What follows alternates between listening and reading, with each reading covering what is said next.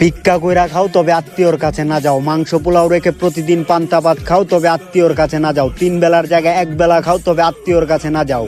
কিদার জ্বালায় চটপটায় মইরা যাও তবে আত্মীয়র কাছে না যাও। এই কথাগুলোর মানে 17-18 বছর বয়স হলেই তুমি বুঝতে পারবা। মামা, খালু, চাচা, দুঃসম্পর্কের ভাই, এরকম এভরিথিং যত আত্মীয় আছে।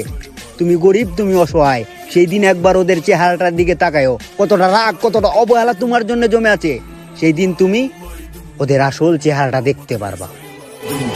অনেক দরকার পেশা কামানা। আমি টুপি লাগাই দেখছি মানুষ সালাম দেয় না, টাকাওয়ালা হইলেই সালাম দিব এই জামানা।